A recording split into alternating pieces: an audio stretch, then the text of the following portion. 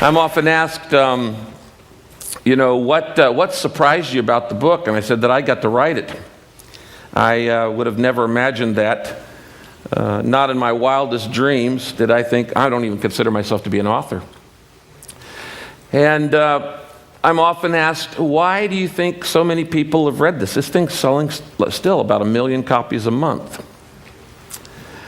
And I think it's because spiritual emptiness is a universal disease. I think inside that at some point we put our heads down on the pillow and we go, there's got to be more to life than this.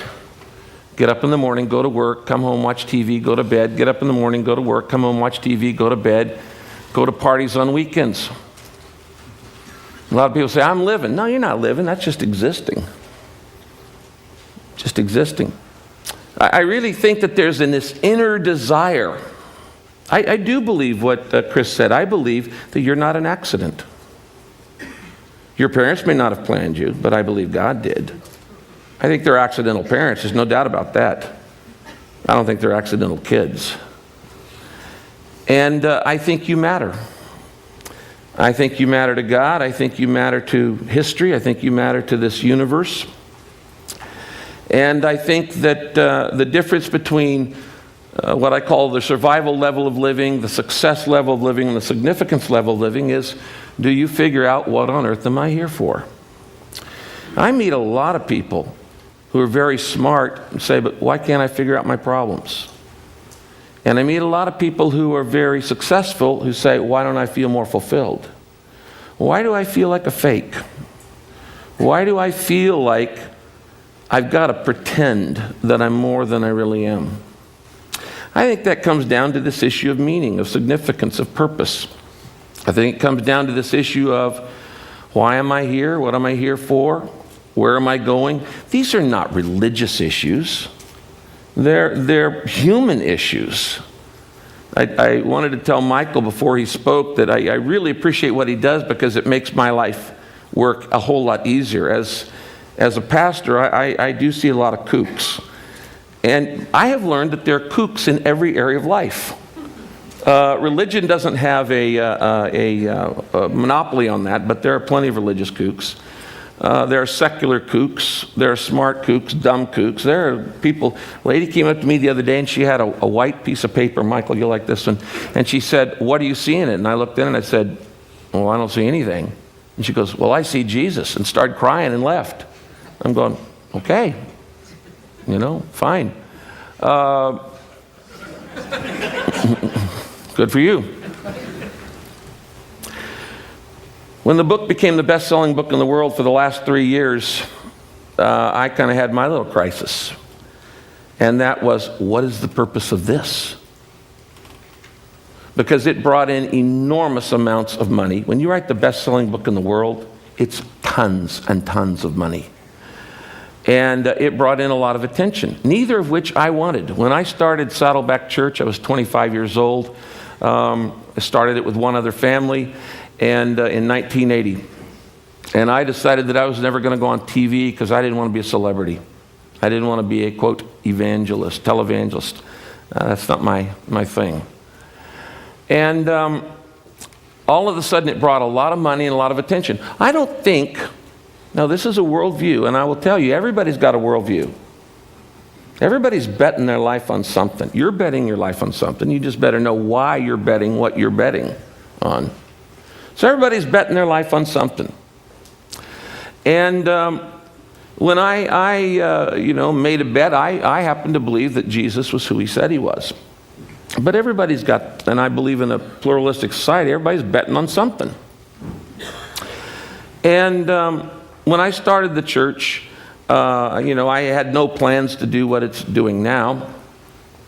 And then when I wrote this book, and all of a sudden it just took off. And I started saying, now what's the purpose of this? Because as I started to say, I don't think you're given money or fame for your own ego ever. I just don't believe that. And when you write a book that the first sentence of the book is, it's not about you, then when all of a sudden it becomes the best-selling book in history, you got to figure, well, I guess it's not about me. And that's kind of a no-brainer. So what is it for? And I began to think about what I call the stewardship of affluence and the stewardship of influence. So I believe essentially leadership is stewardship. That if you are a leader in any area, in business, in politics, in sports, in art, in academics, in any area, you don't own it. You are a steward of it. For instance, that's why I believe in protecting the environment. This is not my planet. It wasn't mine before I was born. It's not going to be mine after I die. I'm just here for 80 years, and that's it. I was debating the other day on a talk show, and a guy was challenging me and go, what's a pastor doing on protecting the environment? And I asked this guy, I said, well, do you believe that human beings are responsible to make the world a little bit better place for the next generation? Do you think we have a stewardship here to take the environment seriously?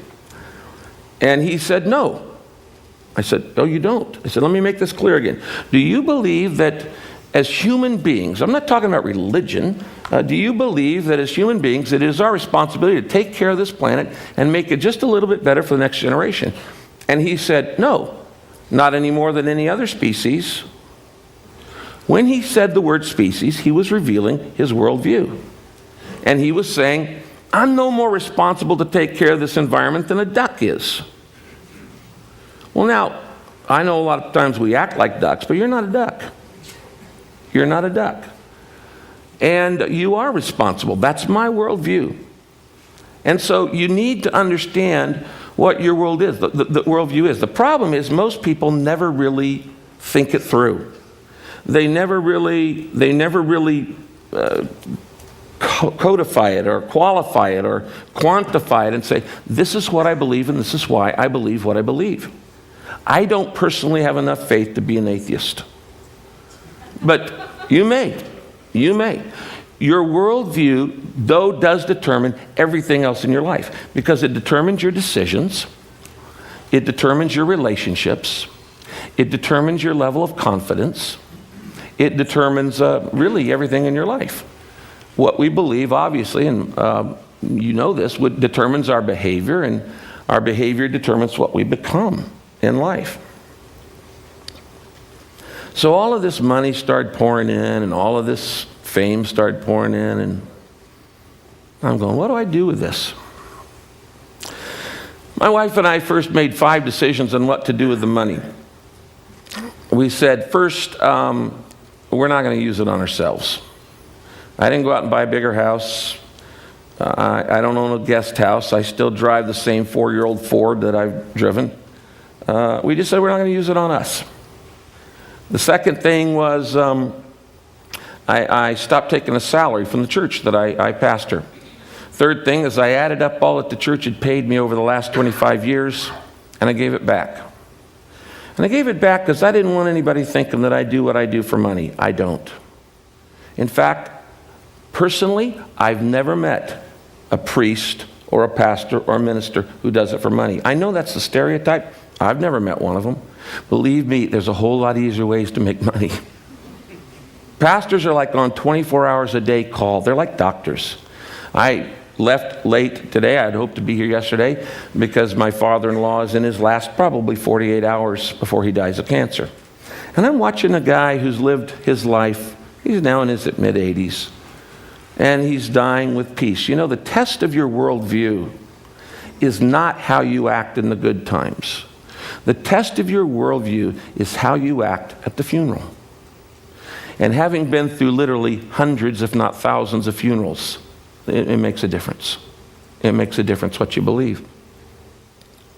So we gave it all back. And then we set up 3 foundations working on some of the major problems of the world: illiteracy, poverty, pandemic diseases, particularly HIV/AIDS, and set up these 3 foundations and put the money into that. The last thing we did is we became what I call reverse tithers. And that is when my wife and I got married 30 years ago, we started tithing. Now that's a principle in the Bible that says give 10% of what you get back to charity. Give it away to help other people. So we started doing that, and each year we would raise our tithe 1%. So the first year of marriage, we went to 11%. The second year, we went to 12%. And the third year, we went to 13%, and on and on and on. Why did I do that? Because every time I give, it breaks the grip of materialism in my life. Materialism is all about getting. Get. Get all you can all you get, sit on the can and spoil the rest. It's all about more, having more. And we think that the good life is actually looking good. That's most important of all. Looking good, feeling good, and having the goods. But that's not the good life. I meet people all the time who have those, and they're not necessarily happy. If money actually made you happy, then the wealthiest people in the world would be the happiest. And that I know, personally I know, is not true. It's just not true. So the good life is not about looking good, feeling good, or having the goods. It's about being good and doing good. Giving your life away. Significance in life doesn't come from status, because you can always find somebody who's got more than you. It doesn't come from sex. It doesn't come from salary. It comes from serving. It is in giving our lives away we find meaning, we find significance. That's the way we were wired, I believe, by God. And so we began to give away, and now after 30 years, my wife and I are reverse tithers. We give away 90% and live on 10. That actually was the easy part. The hard part is, what do I do with all this attention? Because I started getting all kinds of invitations. I just came off of a nearly month-long speaking tour on 3 different continents. And I won't go into that, but it was an amazing thing. And I'm going, what do I do with this notoriety that the book has brought?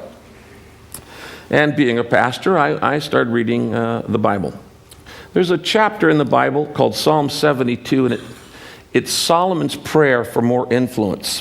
When you read this prayer, it sounds incredibly selfish, self-centered. It sounds like he says, God, I want you to make me famous. That's what he prays. He said, I want you to make me famous. I want you to spread the fame of my name through every land. I want you to give me power.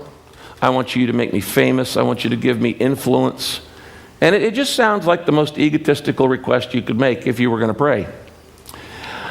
Until you read the whole psalm, the whole chapter. And then he says, so that the king, he was the king of Israel at that time, at its apex in power, so that the king may care for the widow and orphan, support the oppressed, defend the defenseless, care for the sick, assist the poor, speak up for the foreigner, those in prison. Basically, he's talking about all the marginalized in society. And as I read that, I looked at it and I thought, what this is saying is that the purpose of influence is to speak up for those who have no influence. The purpose of influence is not to build your ego or your net worth. And by the way, your net worth is not the same thing as your self-worth. Your value is not based on your valuables. It's based on a whole different set of things. And so the purpose of influence is to speak up for those who have no influence. And I had to admit, I can't think of the last time I thought of widows and orphans.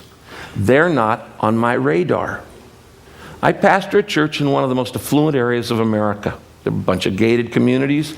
I have a church full of CEOs and scientists.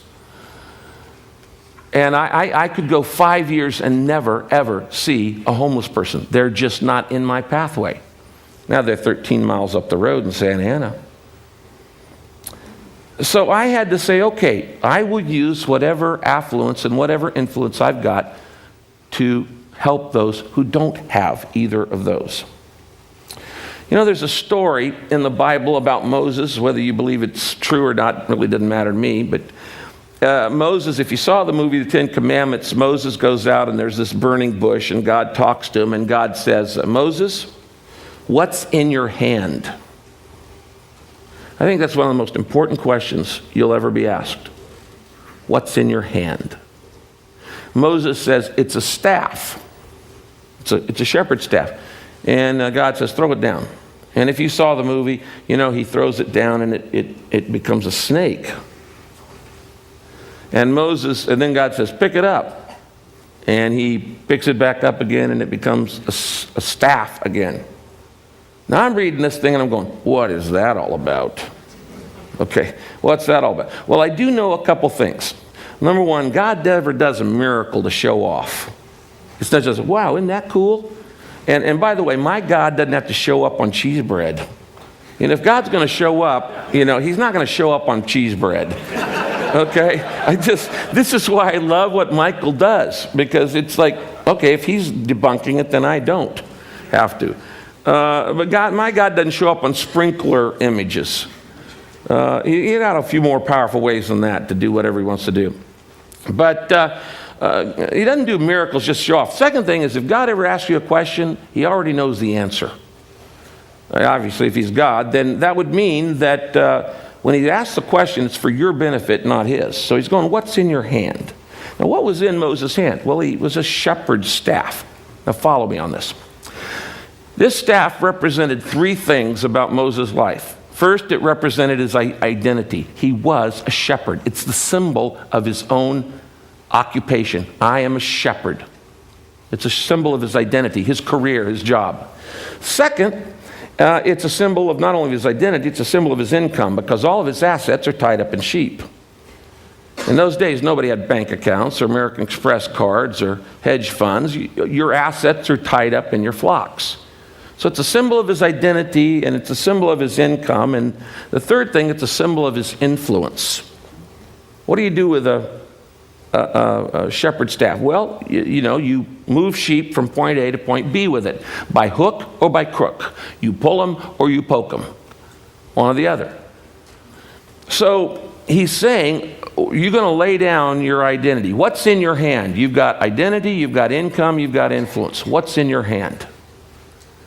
And he said, if you lay it down, I'll make it come alive. I'll do some things you could never imagine possible. And if you've watched that movie, 10 Commandments, all of those big miracles that happen in Egypt are done through this staff. Last year, I was invited to speak at NBA All-Stars game. And so I'm talking to the players, and because most of the NBA teams, NFL teams, and all the other teams have done this 40 Days of Purpose based on the book. And I asked them, I said, what's in your hand? I said, what's in your hand? I said, it's a basketball. And that basketball represents your identity, who you are. You're an NBA player. It represents your income. You're making a lot of money off that little ball. And it represents your influence. And even though you're only going to be in the NBA for a few years, you're going to be an NBA player the rest of your life. And that gives with you enormous influence. So what are you going to do with what you've been given?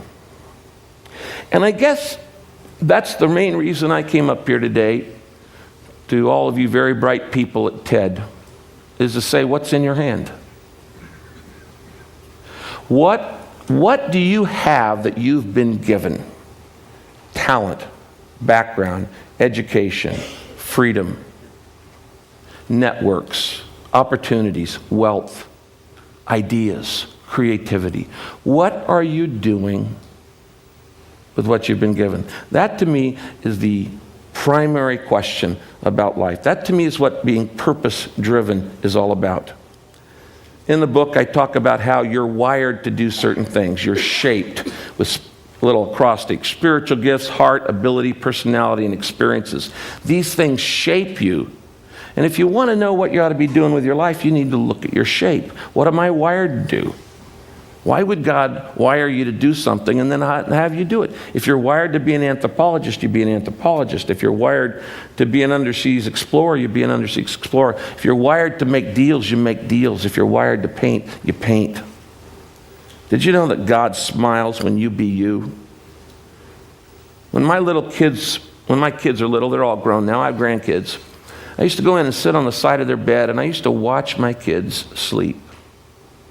And I just watched their little bodies rise and lower, rise and lower. I would look at them and go, this is not an accident. Rise and lower. And I got joy out of just watching them sleep. Some people have the misguided idea that God only gets excited when you're doing, quote, spiritual things like going to church or helping the poor or, confessing or doing something like that.